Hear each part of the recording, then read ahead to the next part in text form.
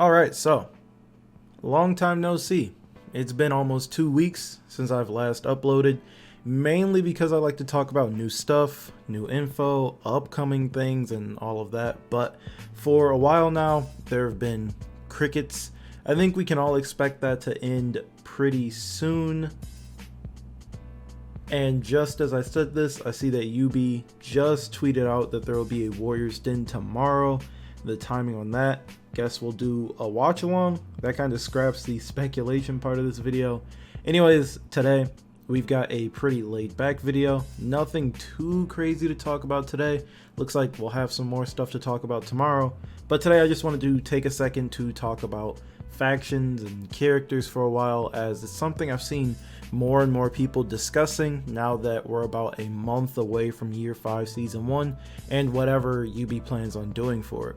There's tons of speculation, but there's nothing concrete just yet. We've all been a little more involved with the story, with the daily bits of lore we've been receiving within the orders, and there may have been hints in there. But as far as confirmation on anything, we have been totally in the dark. And with that, speculation and theory has truly been all over the place. I also just want to talk about a few things I want to see in the future when it comes to characters. As always, if you do watch these videos somewhat regularly, I'd really appreciate it if you sub to the channel, as it really helps me out. And if you're interested, there's a link to my Twitch down below. I stream there pretty much every day. Now let's not waste any more time and get right into it. Okay, so before I get into all of that stuff, I just wanted to take a little second to talk about that riddle I had asked you guys about in the last video 2 weeks ago. I'm surprised that any of you actually make it to the end of the video, so thank you for that. But supposedly, according to a lot of you, the answer to the riddle, which was titled A Message from the Future, says Year 5 Season 1 Asunder, which is pretty interesting. Given that Asunder generally means, divided or into pieces, we could see something pretty cool in the upcoming season if, and I mean if, the riddle is correct, or if it means anything at all. Could that mean that the eclipse was actually a sign for another cataclysmic event, or could that mean that this battle that's taking place could be ripped apart? Who knows? I'm open to either idea, although I think the idea of a cataclysm would be pretty cool. I think it would be much more interesting than what's going on right now.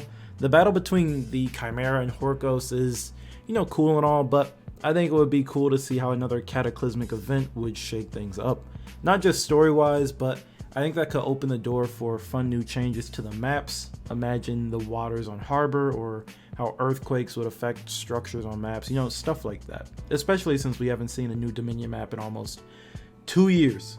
Maybe we'll find out tomorrow, as we're inching closer and closer towards the end of this season, which may or may not end up in a tie between the Vikings and the Knights.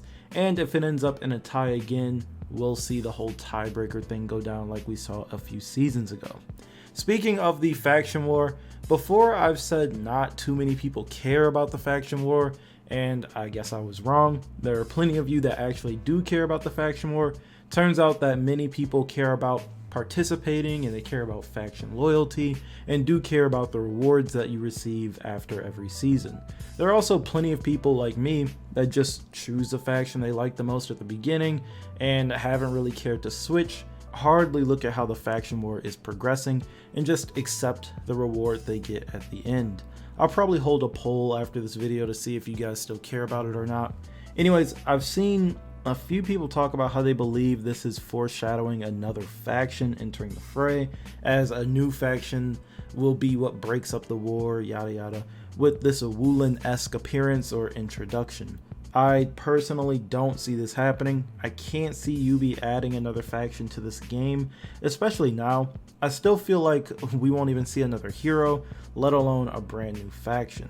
I've seen a few people extremely opposed to the idea of a new faction. Since release, we've seen people oppose the Woolen's entire existence, these same people claiming that those heroes should have been made for the original 3 factions, or just shouldn't have been made at all, which I disagree with, because the premise of the whole game was, Knights versus Vikings versus Samurai, that sort of thing. or that we don't need any more new factions or heroes, as to instead focus on updating what we've already got and improving upon the heroes in the game at the moment and making changes to the systems and whatnot that we already have, which is an argument that I've been seeing become more popular over time. As for a new faction, to me, it really depends. I'd be happy if we got a new faction. I think it'd be pretty cool. And, you know, if they had something to do with the story or at least had their own orders and whatnot, unlike the Wulin, I think it'd be cool. And they need to be interesting, of course. I also wouldn't really care if we never received another faction, as long as they beefed up the ones we already have, getting the Wulin more involved, introducing more heroes to the Viking, Samurai, and Wulin. And while we're talking about beefing up factions, I would happily throw away any chance at a new faction if it meant, you know, that we got new, unique content for existing heroes again. I think that would make a lot of people really happy. We've gone over why we may not have seen anything unique for a while, but hey, doesn't change the reality that we haven't seen truly unique things for a while now, and this is something that would just be great to see, at least by the end of this year. For me, I mainly want to see some of the newer heroes get new finishers and emotes that are unique to them. I want to see more things for Warmonger or Griffin, especially John Hu. New finishers were my favorite pieces of content and are the only reason I always had little steel. Now that we don't get them, I have a lot more steel. It was fun seeing how creative Yubi could get with some of them, and it added some more personality to the heroes, whether they were hardcore or even on the sillier side. In a game where you're not really progressing too much, grinding steel to get a new finisher was something I played for. Honestly, at this point, I wouldn't even care if unique content for heroes was released in segments or chunks. Say a week where only one faction gets unique stuff, like the Vikings getting finishers for all of their heroes this month, or even season. Then next time another faction gets theirs, as long as it's still somewhat supplemented with other content.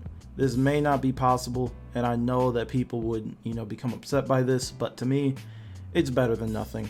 As for a new type of hero, if we receive any new heroes at all, believe it or not, I'd actually be okay if we received another blank slate hero again, just so that we have another hero that we can call our own, a hero in whatever faction that has nothing but closed helms or masks that show nothing but maybe the eyes, and a ton of weapons and a ton of fashion that provides a lot of, you know, player expression, from simple stuff to really ornate stuff. I think after this year, well, even a little bit with year 3 with the Harbingers, but with Warmonger and Griffin just being their own characters, that means so much to this whole story that Yubi's been trying to tell us, which you may or may not care about. I think people would be happy with just a warrior, a fighter that they can call their own. A character with a little lore that could maybe give us a reason as to why they're there in the first place. It could be as simple as being a soldier for whoever, or even some mercenary or whatever.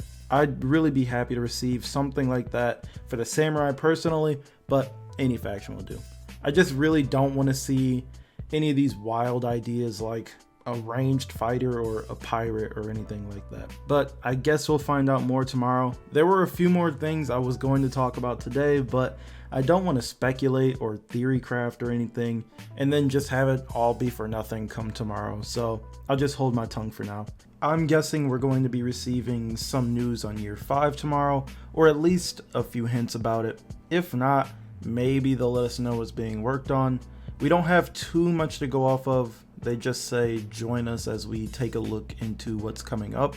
What I'm personally hoping for is some sort of year 5 trailer, just like we got last year for year 4, so that we can comb through it, or even maybe a loose roadmap like we saw for year 3. Either way, I'm looking forward to it. It'll go down at the same time as they usually do, at noon Eastern, and just like the past few, I'll see you guys there. So yeah, that's all I've got for this video. Nothing too serious. Sorry it was a little short. As always, I do want to know what you guys think, so be sure to talk me down in the comments. Also, feel free to check out the links while you're down there. If you like the video, feel free to leave a like and sub if you're new, and I will talk to you guys in the next video.